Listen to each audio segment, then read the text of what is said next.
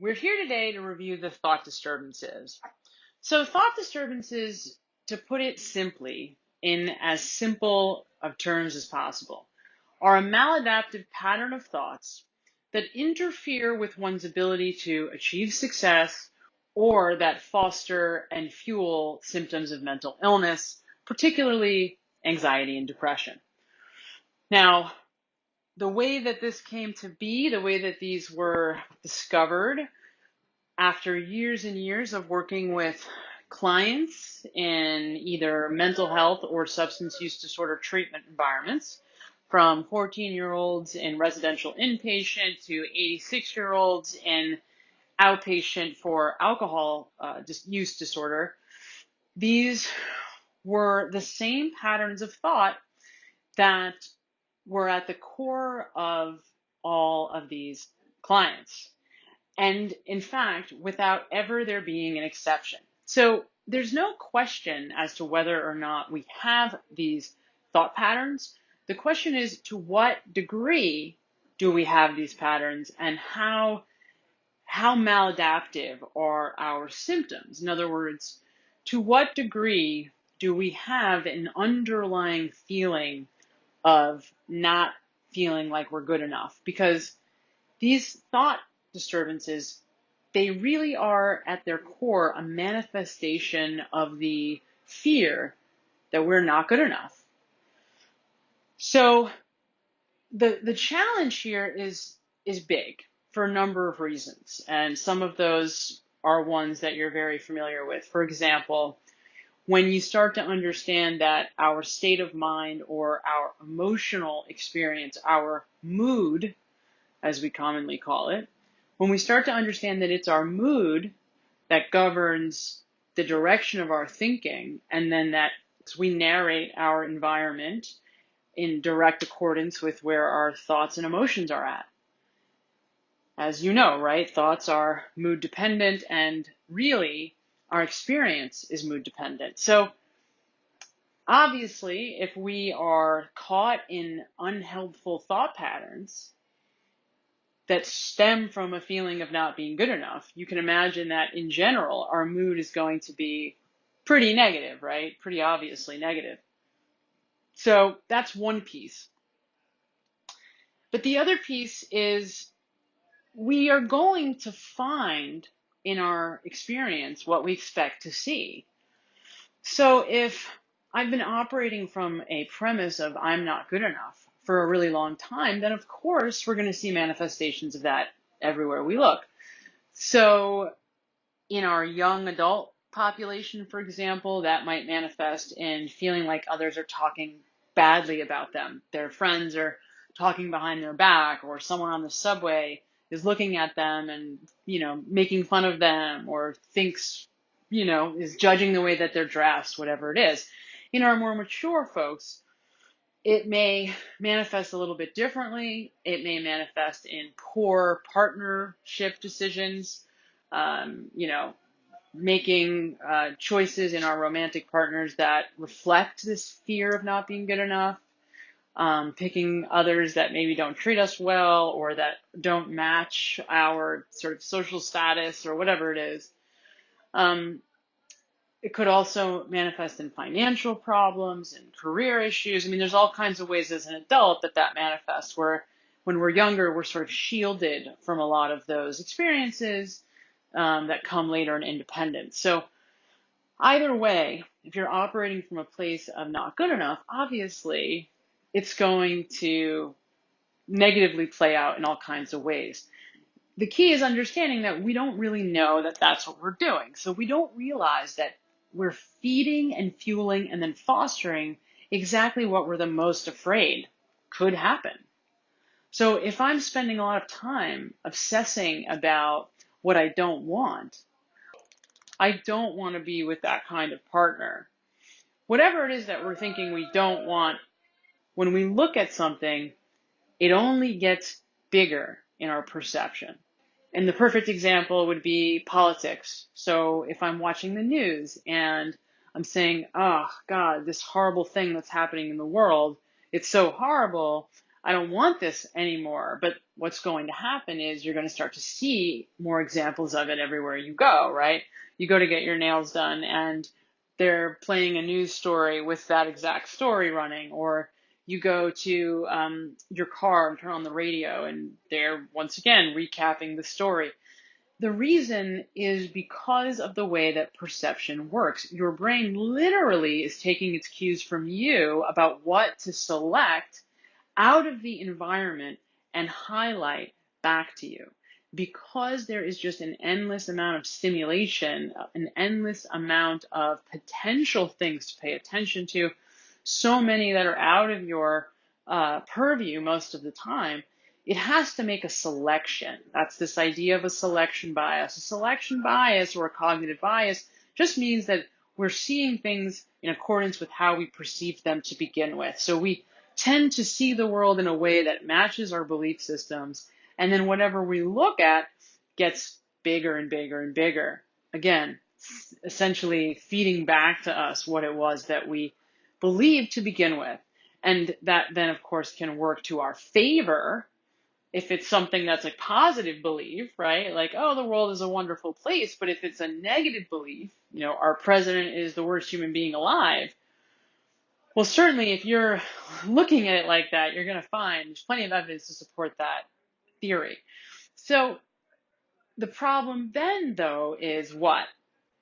If thoughts are mood dependent, then what happens the moment I look at something I don't want, like a president that I think is evil and scary, now I'm feeling scared, and that fear then drives my next thought, my next thought, my next thought. The emotion of fear gets bigger, the fear-based thinking gets bigger, and now I'm starting to create a habit where I no longer am consciously choosing the direction that I want things to go. My brain is making that decision for me based on prior decisions. So I want to remind you before we continue about habituation and about the extremely important concept of creating negative emotional and psychological habits of thought. So when we look at what anxiety and depression are, they're big words that we hear a lot. All they really mean is that without knowing it and by accident, you have created a habituated pattern in your nervous system that now is automatic. So, for example, let's say that I have a terrible breakup, or when I'm a teenager or a pre-teenager, I'm I have an embarrassing experience at school, and it's horrifying. And to me, of course, it's this huge big deal. And so what happens? I'm terrified, and I think that everybody's talking about me, and maybe they are for the first 24 hours after, or like maybe they're like talking about me on social media, whatever it is. But the next day, when I wake up, I then have a decision. I can think about something else. I can distract myself and think about something completely unrelated, or I can play that scenario again and think about what happened again and again, right? And if I keep doing that, if I insist upon replaying that scenario over and over again, I'm re-experiencing the thought, I'm having the emotion that follows. So in this case, shame, fear. So I'm reliving that shameful and fearful experience. And now I'm carrying it with me day after day after day. Well, if you keep doing that, just like trying to consciously learn something new, how do we learn something new? If I want to learn a new language, well, how do I learn it? I've got to take out my books, review the material over and over and over and over and over and over and over, day after day after day. I'm going to learn that material. Well, that's exactly how the nervous system operates, but with emotions and thought patterns. So if I'm reliving a breakup day after day, right? I'm reliving the emotional experience of shame, of anger, of sadness. I'm never going to find another person to love me. Well, if you just keep thinking about that, keep eliciting that emotion, you keep doing that week after week, what has now happened is you have hardwired, you have created a new habit of thought and emotion. So the thing to keep in mind here is, because survival is such a huge part of every aspect of who we are, it's built into the very fabric of the human experience. The body is always looking to conserve energy. Thought, habits, and patterns form in order to conserve energy. Because think about it. Think about how exhausting it is to study really hard for an exam. Think about finals in college. You'd be wiped out after that because it takes a lot out of us to learn something new. That's why we automate everything. I was staying in a hotel room not so long ago. Didn't take me more than probably 2 hours sitting in this room before I could tell you where all the lights were. Because automatically, outside of my awareness, my brain has automated knowing where the lights are, so that I no longer have to exhaust resources. That's an important thing to keep in mind, because when we start looking much more closely at thought habits, what we find is that more often than not, our brain is doing stuff that we are unaware of. We're engaged in negative habits of thought. And by negative, I mean not helping us, right? So it's not about good and bad here. It's just about what's getting me closer to the life I want to be living and what's getting me farther away. Well, if you've got active negative habits of thought going on, it means that you are unknowingly keeping yourself from moving in the direction of what it is you want your life to look like. So the first thing we have to do, after we have now begun to understand the importance of quieting our nervous system, once we understand the role of the nervous system, the next thing that we now have to do is develop our awareness, or our knowledge and understanding of our own habits and patterns of thought and emotion. So the first habit, past and future thinking. So past and future thinking is, obvious to a degree. This is a pattern where we spend most of our time replaying some experience in the past, or thinking and worrying about something that has not happened yet. But a key aspect of that is the flip-flopping. So it's not just thinking about the past and thinking of the future. It's a constant flip-flopping from one to the other with really no present moment.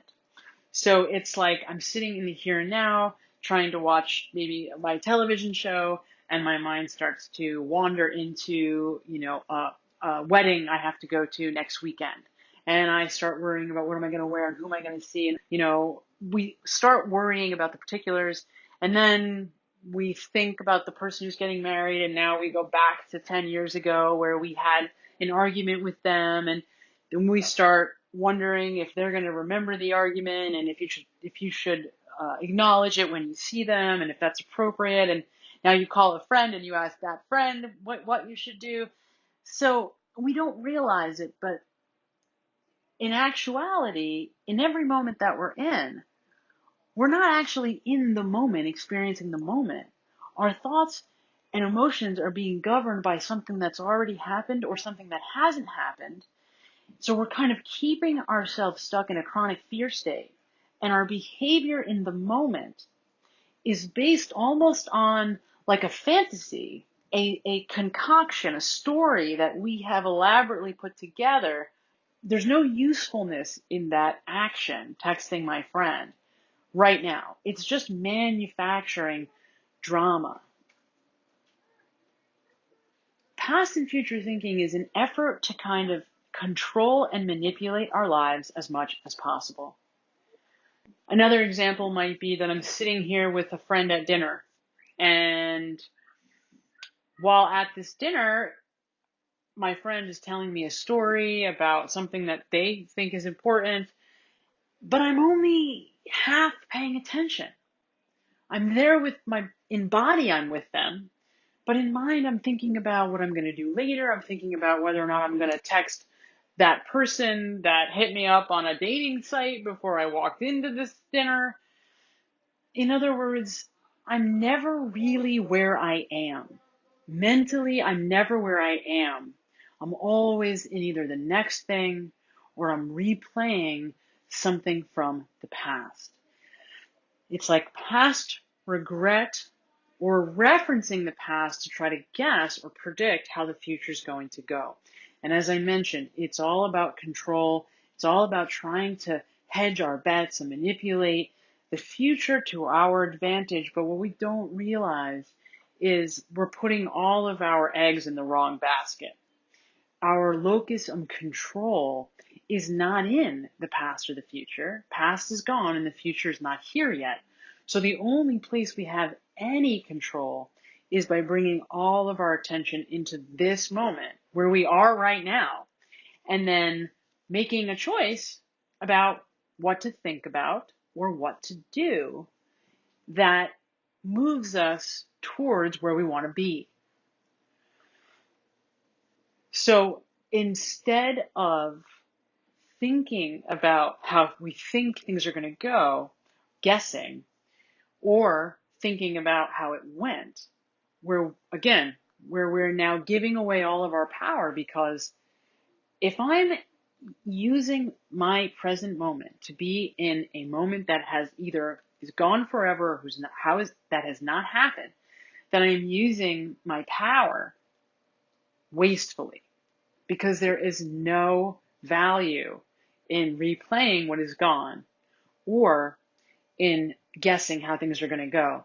And one thing that always stuck out to me as really crazy about future thinking is that it doesn't calculate how we're going to show up in the future.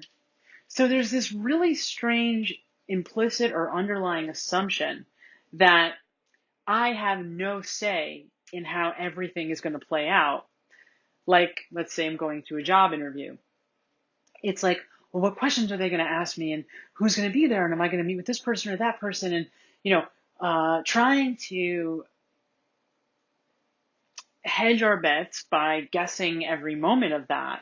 But if I trust myself, if I trust my ability, then I know I have the ability when I get to that future moment to hit a home run and win the game. It's when I don't have that confidence or that faith or that trust in myself that I feel like my only recourse is to control and manipulate as many variables in the future as possible. Now, the truth is we never have control over anybody else, but we do have full authority over our focus, our attention, and what it is we do. And when we use our now moment to be off somewhere else, we truly are giving away all of our power. Just one more thing I want to say about past and future thinking. The other really important and key symptom or component of past and future thinking is when somebody is quote unquote in the present. So let's say that we are in a classroom setting and I'm stuck in a pattern of past and future thinking, but I'm paying attention to the professor at the front of the classroom. It's like my attention is being split between what the professor is saying and then my opinion of what the professor is saying. So it's a way to sort of protect ourselves from really feeling the gravity of the moment. Another example would be that, let's say me and a few of my friends are hanging out and we're just talking, and it's almost like I'm watching myself. So I say something and maybe I was hoping everybody would laugh and nobody does. It's just an evaluating voice. And that voice serves, again, to keep us from being present. So I'm not in the first person if my attention is on some kind of narrating. When we're stuck in a pattern of past and future thinking, we're either thinking actively of the past, thinking actively of the future, or not present because we're in this kind of half present but evaluating the moment part of our brain. Now, where we want to be, in order to begin to get a handle on this, we want to be present as much as we can be, and then able to see when our thoughts are veering in one direction or the other, or when we're judging. So if you look at the active definition of mindfulness, it's just paying attention in the here and now on purpose and without judgment, non-critically, and in its truest form, without discernment. So we're not negatively judging, but we're not positively judging either. And the way I like to talk about it is we're approaching the moment with a spirit of curiosity. So if we do find ourselves judging, or if we do feel like we're struggling to get out of a pattern of worrying all the time, not to beat ourselves up doing that, because that doesn't help us. You see, when life becomes about being deliberate, when it becomes about creating the life you want on purpose, instead of just kind of flopping around and crossing our fingers and hoping it goes our way, when we decide that we're going to be deliberate about this thing, everything comes down to how much we can become aware of our patterns and habits of thought and emotion. Because it's our habits of thought and emotion that are ultimately selecting our experience. And if we want a better or different experience, the fastest way to get it is to change our thoughts and emotions. The reason that we're consistently not experiencing the things that we want to experience is because we're unknowingly recreating these patterns based on really old stuff.